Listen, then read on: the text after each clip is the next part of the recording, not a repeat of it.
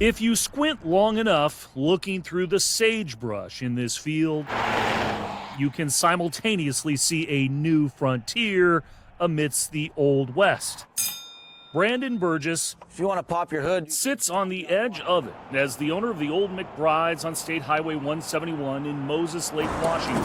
The business, however, was established on the spot in May 1941. Now called Affordable Auto Services. We're one of the last full-service gas stations around. Would you consider yourself like a mom and pop's station? Yeah. I mean, we're family-owned, family-operated. My wife works. We got my son that works during the summer. His family business in the heart of the city is facing a clock with a stated Washington state goal to phase out the sale of new petroleum-powered cars by 2035.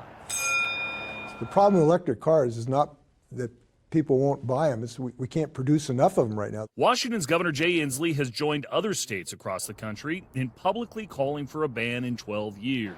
But the National Alliance for Automotive Innovation says electric vehicle infrastructure is lagging, with significant fast charging gaps across the country, and the amount of current EVs per charger well above recommended ratios. The AAI president told Spotlight on America, "We're just not adding public charging in this country nearly fast enough to keep up with sales projections." Do you think it's truly attainable to phase out gasoline-powered cars by 2035? Absolutely. It's not going to be easy, but I think it's possible. Rick Luby has a few reasons to be optimistic. Think about the smartphone. Can you imagine not owning a smartphone?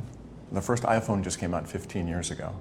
And so I think that's the kind of transformation and that kind of acceleration of adoption that we can see with EVs as we improve the performance, as we alleviate charge anxiety. He's the CEO of Woodinville-based Group 14, which was recently awarded a $100 million federal grant to plant some seeds in that field and build a commercial-scale factory to produce powder for silicon batteries, capable, he says, of powering 200,000 EVs a year and faster than current models. It enables a completely different level of performance in the battery, 50% more energy density, which means 50% more range. You know, if you can charge your car in 5 or 10 minutes, maybe you don't even need that much range, so you get a smaller battery pack.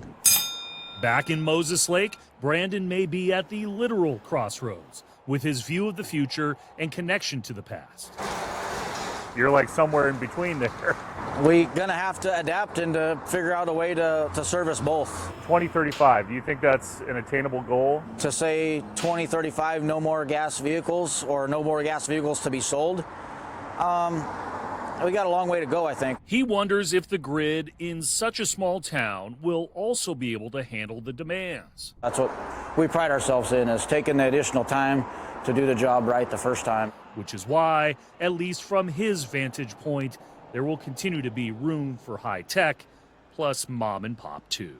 For Spotlight on America, I'm Chris Daniels.